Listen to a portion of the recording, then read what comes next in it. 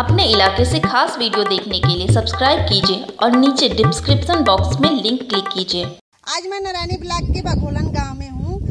यहाँ पूरी गांव के सर्चिंग के दौरान हमने देखा कि यहाँ 8वीं और 5वीं के बाद बच्चे घर में ही बैठ जाते हैं। बहुत ही कम बच्चे ऐसे हैं जो हाई स्कूल या इंटर पढ़ चुके हैं या अभी कॉलेज जा रहे हैं। उसके लिए इसके कई अलग अलग कारण हैं, जैसे कि गांव में स्कूल ना होना, लोगों को अपनी जिम्मेदारी न समझना या रास्ते में नदी पड़ जाना। नदी नाला बढ़े तो कौन अपने बच्चा भेजेगा? बह जाएगा तो कोई जो जिम्मेदार। लड़के इतना से तो उतर जाएंगे, बाकी इतना से आएंगे तो डर तो लगेगा बच्चे को, नहीं उतर पाएंगे।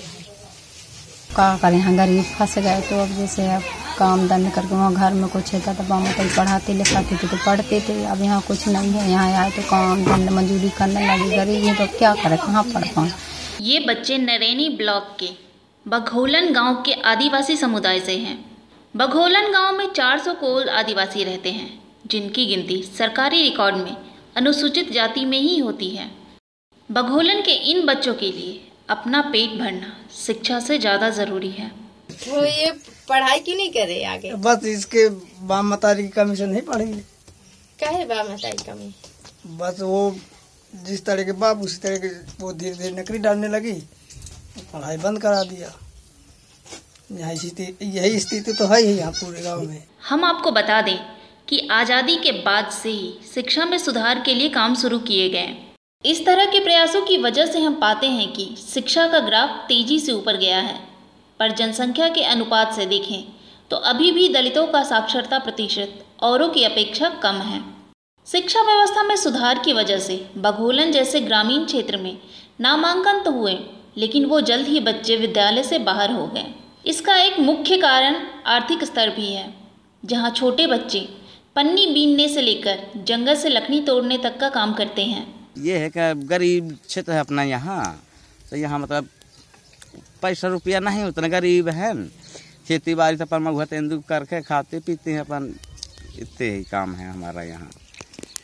पढ़ाई लिखाई को हमारा यहाँ बहुत कम आदमी प्रयास करते हैं। मैं फिर सब लोग पढ़ा में, सब लोग बढ़िया अपने अच्छे लिखा में, सब लड़का बच्चे अपने सुरक्षित रहें बढ़िया, तो वह चीज़ हमारे यहाँ नहीं है। सब ये दिमाग नहीं लगाते हैं। वो 15 साल की उम्र तक पहुंच जाती हैं। इसके बाद में वो माँ के साथ वो लकड़ी बेचना चालू कर देती हैं, जंगल जाना चालू कर देती हैं, इसलिए पढ़ाई नहीं कर पाती हैं। प्रथम नामक संस्था की 2014 की सालाना शिक्षा रिपोर्ट बताती है कि भले ही 96.7% बच्चों को स्कूलों में दाखिला हुआ, उनमें से 71% जाते भी हैं, लेकिन बच्चों का शैक्षणिक स्तर निम्न है। यहाँ शिक्षा की स्थिति की ये है कि मास्टर बरोबर आते नहीं पढ़ाने। 1 घंटा को आते हैं, 11 बजे आए, 12 बजे अपने चले जाते हैं। बस इतनी इच्छा है इनकी। यहाँ जो टीचर लोग हैं वो वहाँ पे और अभिज्ञता फैलाते हैं। वो बहुत करते हैं कि खाना बनवा दिया, दोपहर में खाना खिलवा दिया, बस भगा दिया, यही काम करते हैं। ऐसा नहीं है कि दलित समुदाय शिक्षा के लिए जागरूक नहीं है। केंद्रीय मानव संसाधन विकास मंत्रालय की ओर से कराए गए एक सर्वे के मुताबिक पिछले 5 वर्षों में उच्च शिक्षण संस्थानों में प्रवेश दर अनुसूचित जाति की भागीदारी, जो 2012-13 में 16% थी, 2016-17 में बढ़कर 21.1% तक पहुंच गई है। लेकिन ये संख्या शहरी क्षेत्रों की है, ग्रामीण इलाकों में अभी भी इसका अभाव है। शिक्षा के बारे में बहुत नीचे स्तर चल रहा है। जैसे बच्चे पढ़ लेते हैं 8वीं तक, इसके बाद में उनको पलायन में भेज देते हैं।